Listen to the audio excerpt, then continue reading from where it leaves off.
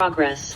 Hey everybody, this is me, Kaylee. You already know me. This is Number One Leading Ladies, a podcast about women who build each other up instead of tear each other down. So we have a really special guest with us today, Miranda. I'm going to have her totally introduce herself and give you a little bit more detail of her background because I won't do it justice. Miranda, go ahead. Oh, awesome. So I'm Miranda Mitchell. I'm an energetic alignment coach and human design specialist. So I've had a lot of experience, first of all, through the physical body, learning about the physical body, the muscles and all of that, because I did a lot of personal training and went to school for the physical body. Then I went into yoga, pranayama, meditation for the subtle bodies. And then I found human design, which is kind of like the icing on the cake of everything that I had learned. Yeah, it's really powerful stuff. And I mean, I'm actually a little bit excited to go through more of that today. So thank you for sharing that. One thing I do want to walk our audience through, because there's a lot of misconceptions. I even hear it right now with someone that's in my life, that it's like, that's a nice idea, but that's book learned, and the real life way that things happen is this. So I'm just going to listen to you, hugs and kisses, But when you're an entrepreneur, making it is a different story for everybody. And it's never what some think it is, where it's like, oh, well, you have freedom of time and you can make your schedule whatever you'd like it to be. And it's a whole different can of worms. So, if you're someone like me, starting your business looked like, putting it on a credit card. Some people have to go move in with their parents. Some people, it takes sacrifice to get to traction when you know that there is a need for your services or your idea. What did it look like for you going through that process of making sacrifices, going through figuring out what it was going to take to figure out, oh, there's traction, now we're off and rolling? How did that work for you? What did that look like? Well, I was a personal trainer for about 20 years. And at that point in time, I was only doing it because I was raising two boys on my own. So I wanted the time flexibility. I also had the mindset of, as long as I have enough to pay the bills, I'm good. So I really struggled at that point in time because I was making enough to pay the bills, but that's it. So I had a lot of struggle. And I was like raising two boys too. So my time was kind of pulled in many directions. Then when I found yoga, the boys were a little bit older. And I realized that I wanted to energetically go into more vulnerable state. I've been all in the masculine state because of raising two boys and being on physical personal trainer, making things happen. I opened up to vulnerability, and I will call that the messy, honestly, because I was a mess for a while because I had been so strong for so long. Yeah. And it was a lot of work of releasing, of letting myself be messy, letting it be okay that I was a mess, because no one knew me that way. They thought I was always the strong one. And my entire family is funny because when I did fall apart and I needed them, they didn't know what to do because I'd always been the strong one. Yeah. So I went into vulnerability. I did a lot of my own healing for trauma, healing of the masculine, healing of making things happen. And I started teaching yoga. I was still doing it in a way that was making ends meet. So I still had this thing with money, I felt like, okay, now I'm a yoga teacher. So if I want more, then I'm not humble. If I want more, then I'm not a good spiritual practice, So then I went into that mindset. Oh, I don't need this. I would do it for free if I could. So I struggled. Then I found human design, and I went into more of my type and how to put myself out there energetically. The thing is, with all the yoga practice that I did, is I did learn about myself. Although it wasn't tangible evidence, I felt like I was making it up, like all of these things. And then human design actually gave me the awareness that I wasn't, that I actually did know myself pretty well. So with this tangible evidence, I call it, I actually was able to be more bold in what I wanted to create. I let it be okay that I actually wanted to make money, because I have the money channel, actually is one of my channels that I have. So it was a lot of work of releasing, of being humble, of being a good person, and making enough to, okay, I want to make more impact so that I can give more, be of service more, have more, give my children more. And that was actually the turning point in where I started to create more financial success. That's incredible. So as far as transitioning from one industry into another, taking care of yourself while doing this, where you are at now when it comes to engaging with other people, whether it's services or I don't know if it's consulting or exactly like how we engage now with other people. But what changed the demand dynamic? You know what I mean? Like, I understand in your life the demand dynamic, but I guess for the outer population of people, what did you see where maybe you were working with clients over here and you're like, actually what they really need is this, and so this is what I'm going to focus on? What did that look like? You know, I truly feel that business growth is personal growth. At least this has been my story. Any time that there was a struggle, it is because of something I had to work on myself. So a lot of people, I feel, as an entrepreneur, think about the external results, but really it is the internal results that actually then show up in the external. So anytime I'm struggling externally, I know it's, okay, what am I not doing in alignment for me? What am I not giving myself? Am I working with clients that aren't aligned with me? Am I not charging enough for my services? So anytime that there's a struggle, I always look within. Yeah. And that's where with human design, I was able to learn about myself as far as my energies and let myself be okay that I said no to people, even if I felt like I needed the money at the time. You know, it would have put me energetically in a place that wasn't in alignment with who I was or what I wanted to be of service to. So it's learning about myself, what's important to me, how I want to bring that into the world. And then that then attracts those clients while you have boundaries to say that no to those that are not in alignment with you or what you want your service to be about. Yeah, 100%. So with your personal learning and the knowledge that you've gained, does that benefit those that are in your life because they seek you out and they're like, what's changed in you? And like, what does that look like? I will just say the favorite compliment that I ever received, and I'm so grateful, is when someone thanks me for being in their presence because of my energy. Because it is who I know. I know who I am. I know what I represent. I know how I want to be of service, and I know how much impact I want to create in the world. And the impact that I really want to create is through, and some people may like roll their eyes or whatever, but it truly is through self-awareness of who you are, loving yourself, accepting yourself, being bold enough to be yourself, being authentic, not following society norms that you think that you need to do to be successful, but really to own it.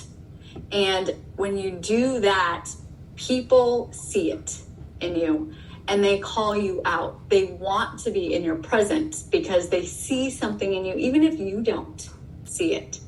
So as far as like the clients I work with, the thing that I'm really working on now is I have a business partner and we have a human design certification that we actually teach coaches, entrepreneurs, professionals, so they bring it into their container because we know we make more impact, even if it's behind the scenes, by uplifting everybody else into what they're here to do. So it's really about the energy that you be. Yeah. I mean, that's incredible. What would you say so far, you can answer this however you want to, has been your biggest lesson? Oh my gosh, my entire life has been lessons. Yeah. I know whenever there's a struggle, there's a lesson. Yeah. So I'm very grateful for all the lessons. The hardest one I would say would be, it's really loving yourself. I really struggled with loving myself. I felt like I had no value. I felt like no one cared. Why was I here? I mean, I had a pretty traumatic life in the beginning.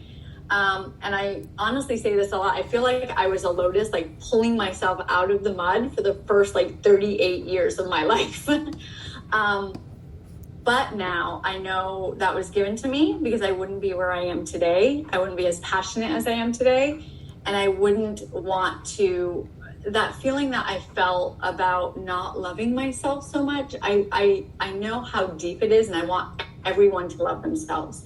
So the biggest thing would be to learn to love yourself, because then when you do that, things do fall into place. And I know it's hard to believe, but it's honestly the truth. It's what happens when you actually do your internal work. That's true. And there are those of us that struggle with that for sure. You know, like I may feel very confident in business because I've gone through losing a lot and coming back out with my legs still attached and being like, okay, well, it's still up in here. And so I can recreate and redo that. And then in my personal life, a lot of it was, I didn't sign up for it, I guess. I was born into all this stuff. And so it was just a part of what I thought was normal versus like in business, I had made decisions to try this or made decisions to do this or try, so it's a whole different, thing of just learning how to be with what's there and then go from there, I guess. Yeah, that's incredible. Yeah, and everything that you try, if it doesn't work, it doesn't mean it was a mistake. Yeah. It means, that didn't work, so now what? Now what do I try? Yeah. And not getting down on yourself because it didn't work. Right. Now, when it comes to, so that was thank you for sharing your lesson. What would you say has been your biggest win? Honestly, my biggest win is the same thing. And the reason is because before I didn't love myself, I didn't trust anybody. I felt like I had to do everything alone in this world. And you know what? I would do it and I would be very successful. I did. However, it was hard. And now that I do know myself and I'm confident in myself, I've been able to open up to trust with a business partner and work with them. And we're able to have our triggers. We're able to work the way that we want to work. So by doing all of that work on my personal self, my biggest win is then now I get to create and help others in a way that's easy and fun. It's no longer a struggle. Things just happen. They fall into place. If it's right, it's right. If it's not, it's not. And life is just, I feel like it's sustainable, it's easy, and it's fun. That's great. I mean, I think if everyone were to be able to zoom out of their life a little bit, they would all want that, Instead of being on the hamster wheel. And I hear that a lot. That's interesting. So for me, my first interaction with human design was I travel to Europe by myself every summer. And this was like 4 or 5 years ago, maybe 3 years ago. I'm not sure. And I met a stranger who just came up to me and said that, like, hey, I need you to take this test. And now that I have a security company, I've been through quite a bit, I would never do that. But I'm glad at the time I did it. And at the time they were just like, look, you're a manifester. Here's how this is made up. I can see it in your face, and you're spinning. Like you're chasing businesses and partners and money and deals. And you're just doing this. And I can just see it. And instead of, this message didn't sink in until the lockdown for me, but instead of doing this, use that energy and keep it and then reuse it for people that have always been there for you, that want to support you and kind of reinvest back into those same people in your life and stop searching. And so I was like, okay, great idea, whatever. And then moved on with my life until the lockdown that I was forced to stare at myself for quite a while and realized, like, kind of writing down what is now my keynote of, like, zooming out and looking at all of the things I kept repeating as a pattern, that it all was related to, like, a lesson that I wouldn't learn. And really it has to go back to the fact that I kept chasing and I kept trying to do things with other people that, like, they weren't a good fit or, anyway. So every time I had chased something and taken it in, it's exploded and turned into a mess I'm still cleaning up, and so I've learned to just, okay, let it go. When people come into your life and they may say something, then let their behaviors do the same thing and then let them be with you, and you'll see, what they are, but not to chase. And ever since I've done that, it's very different, very, very good. Yeah, and as a manifestor, you are here to really start things. Like when you do get those ideas from yourself or other people, and you feel it in your body, this is something I want to start, you get to start it. However, as a manifestor, a lot of the times you don't have the energy to finish it. So it's the people that you need to support. You need people to support you. You have the brilliant ideas to get things started, but you don't have the energy to do all the things. So you kind of get to start the things, but sometimes you may not finish it. You have other people to finish it. And that's a lot of fun for you, right? Well, and that's what it is when you know your type and you know that, you get to do what feels easy and good to you. And then you have the support that you need from other people to finish it so it's successful. Yep. And the other people thing is another layer of learning, right now. And it's not that I don't trust people, but and maybe it's I don't trust myself, but it's really just like I always want to have enough access to know enough information about everything that's happening to where when things aren't going right, then I have the ability to stop it from blowing up. Because, I mean, I deal with other people's money and I have to protect their money and kind of live for them a little bit. But, being able to, like, cut it off, move it over here, protect them and myself, I'd like to not do that. I'd like to, like, literally not even, not know what's going on, but kind of, like, give me, like, 60,000 feet, like, what's going on? Okay, good, bad, all right, so there's just a constant lesson for me just to kind of do exactly what you said, but, maybe I just don't have the skills to know exactly how to do that yet. So that's a whole nother journey. So what and the awareness too, because there's so many layers to human design. So there's always the type and the way that you put yourself out there, but there's the lessons you're here to learn. There's like what keeps you grounded. There's so many different layers and deconditioning, like what you think you should do rather than what is in alignment. So there's so much more than just that. So when you're talking about that, that's actually what's coming up for me. It's more of the conditioning that's still there. There's a little bit of conditioning, but that's okay. Oh, for sure. Because it's like, yeah.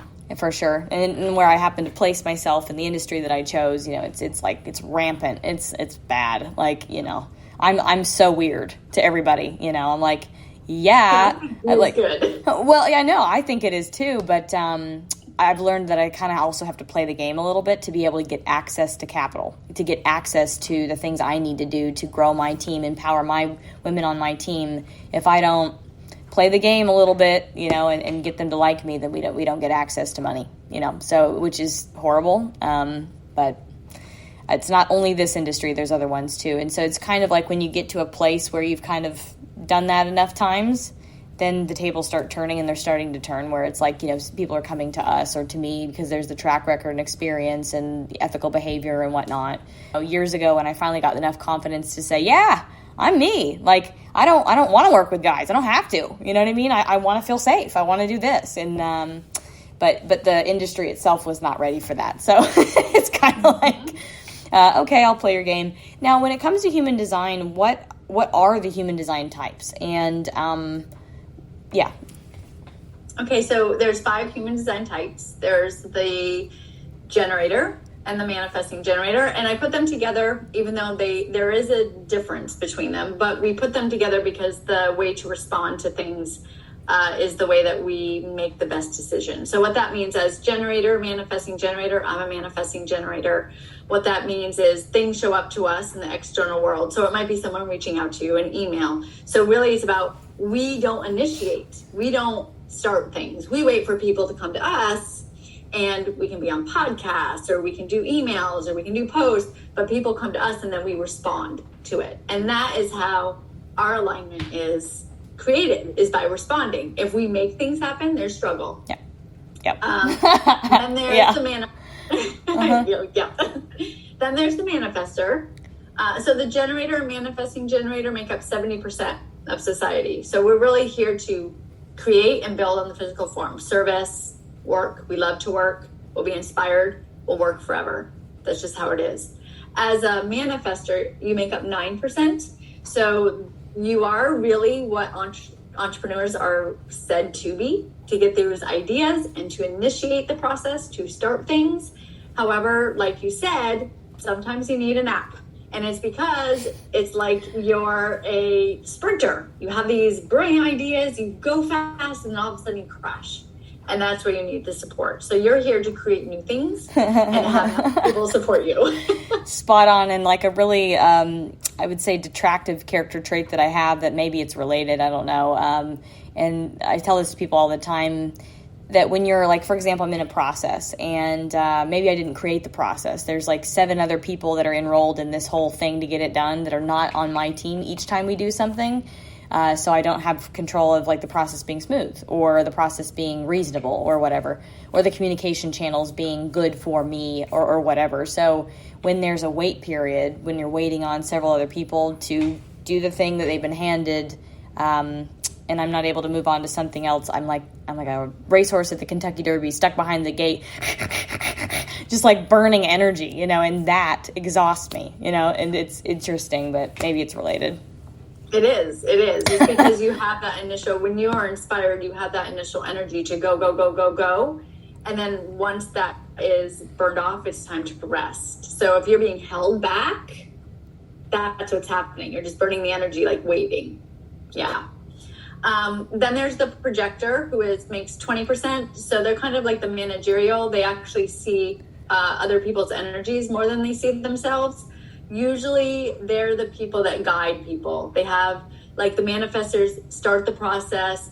The projectors kind of like guide the generators to do the work, because they too cannot work a long time because they burn energy a lot. The open areas, and I know this, people may not understand this, but in the chart there's white areas. That means there's open.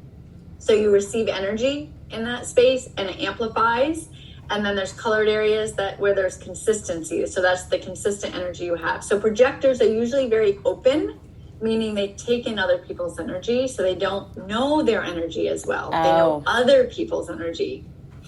And then there's the reflector. So the reflector makes up 1%, and they actually have every single center open. So they're kind of like a mirror, because if they're taking in all the energy around them, then they're kind of like a mirror to what's going on around them. Interesting. I can think of an example for each of those. Oh, that's interesting. Well, maybe not that last one. That's really unique. Sounds like I'll have to sleep on that one. Reflectors usually need to be out in nature, not around people a lot of the time. Interesting. So. Mm-hmm. Interesting. Wow, that's good to know. So I'm really, really in love with getting to know yourself, as early in life as possible. And I really wish our educational system, I'm not in control of it, right, but did certain things a lot earlier. So understanding what you're good at, that doesn't maybe have to do with a job at all. It's just like, what am I just good at, like as a person? And then when I find something that I can do that, okay, let's pick that, regardless of like if I'm a doctor, or regardless of if I'm a teacher or whatever, I think I have to be. And I took this test after college, like at first career, and then I was like, let's change. I didn't have the idea, the recruiter did, but she goes, hold on, before we do that, let's take a couple of tests that'll figure out like what you're good at, as a skill, not like what you think you need to be doing. And I wish I would have had access to that. I mean, honestly, as like a freshman in high school, when you're thinking like, oh, I want to do this with my entire life, and it's literally an idea on a wall, but you have no idea what like living that life or having that job or any of that is actually like, or if it's good for you. That's my thing now, where, for example, I go, oh, my vision board, I want to live here, but it's like, well, how do I know? I've never met someone that I've sat with them for a couple of days and like seen what it is like waking up there and what life is like, so anyway, the having a test like this or a way to figure out like what is good for you, I wish that we did this in education. Yeah, and I love that you brought that up, because I actually use it with my daughter. My daughter's 10. I didn't have it with my sons, who are older now, but I've made decisions based on her chart. And I mean, it's because she has a lot of open areas. I can see that she changes around different people, and it's because she's taking that energy, and it's emotional support that she needs as far as the education. So although she's 10, she was not receiving the emotional things that she needed. So she was learning and still getting great grades, but her emotional level was not well. So I actually took her out of school and put her in a new school that there's no curriculum. It's all about emotional. So, I mean, I will say this blueprint is imprinted at the time of your birth. So a lot of times what it is when you are able to go back and look at it, you're able to say, oh, wow, like, you know what? I don't have consistent energy here. These are my themes. So all the things that I thought I was is actually conditioning of who I think I should be, or who people told me I should be. And this is why I feel awful about myself and not happy in my life. So how can I get rid of these beliefs and really start aligning my life to the energy that I am? Because it was imprinted at the day of your birth. Yeah. So it doesn't have all that conditioning that a lot of the other tests actually do, I feel, still have that conditioning in there, because it's who you think you are. It's not the energy of who you were. So for kids, this is a wonderful, wonderful thing to use as far as letting them be authentic in who they are from an early age. That's wonderful. I mean, I think that's a great, great skill for parenting. Holy Hannah. I didn't even think about it like that, but that's great. So how is it being in a school of no curriculum? I've never even heard of that. Actually, this is the first year we start on Wednesday, so I'm a little nervous because, even my brain, I'm like, oh, well, she's not going to know this. And what if she doesn't know this? And people think that she's not as smart because she doesn't do this. But you know what? It's really about, they learn how to work together. They have meetings. It's about community, building things together, being authentic, trying things that they want to learn. So whether it's art, or if they want to use programming or cooking, or, you learn math and cooking, you learn science in all of those different things. So we'll see how it goes. I know she's much happier, and since we've switched her out of it, she's had a lot more independence. She's taken a lot more independence for herself. As before, when she was in that school, all she did was cry and struggle and like friends not liking her, not liking who she is. So now we'll see how this year goes. But I really feel it's going to be a blessing. Yeah, it sounds like a huge opportunity. That's great. Oh my gosh, this has been like a relief. Like, I normally, like, my day is like the same stuff, not always, but I had 2 people reach out to me today to come and raise capital for our group, and I didn't seek them out. They just put themselves, because I have a Calendly link in my calendar, they found me, and they're like, I want to also bring women into executive positions in this industry. I go, great, let's do it together, So today's been actually really, really awesome, and you've been like the cherry on top. So we're getting towards the end of our session here, and I did want to ask you for resources for our audience. So one thing that we do is, of course, put this online for viewers to listen later, and then use a transcription so you can read it if you'd like it that way too. But if there's anyone in our audience that's watching this who says, oh my gosh, I think that this could benefit my life, this would be something I'd be interested in, I want to understand myself better and peel back those layers of who is, like, for me, like little Kaylee, like who is that real person inside that matters, and that should more so drive where you're going versus, again, what society says you have to do. How can someone engage with you and learn more about human design? Yeah, you can go to my website, miranda-mitchell.com. I do offer a free chart where I do run your chart manually myself. And then I actually have a video that I send with it to give an action step, because there's a lot of information on human design, but it's all information. And you can really go down the rabbit hole and learn all the things. But if you're not going to do the work and embody it and feel what it feels like, it means nothing. Mm-hmm. So it's about learning your type and strategy, how to start implementing it. How does it feel in your body? So I give that action step with that video first. And then if you play around with it and you feel like, if this feels good, I want to know more, then they can reach out to me and do a reading and all that. But I feel like doing the initial part and feeling that in the body is the most important thing. Okay. What is your website URL? It is miranda-mitchell.com. Okay, perfect. Miranda, thank you so much for your time and your energy today, being with us and being able to share a little bit more about something that we normally don't talk about. Normally it's about, investing, or it's about, starting and ending a business, exiting a business, something like that. But I think it's really important to have a holistic view of your life.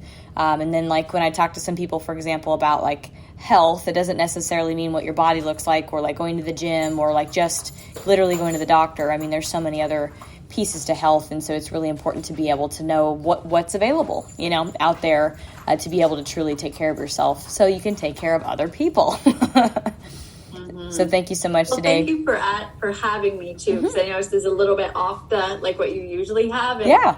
Just about, even if people hear it and they're like, not for me right now, maybe in a year or two it'll be for you. So it's just about spreading the word, seeding it. And if there's something that interests you, just look at your chart. It's free, Yeah, I'm a big, like, learning person. So, like, if you guys are out there and you're, like, I'm a lifetime learner, if you just like to learn, like, this is something I would just learn it. You know what I mean? And again, when I needed it the most in my life, it was there to access and to be able to have. So if you're a curious cat, this is a good place to start. Thank you, Miranda, so much for being on today. Thank you so much. I'll see you guys next week on Number 1 Leading Ladies.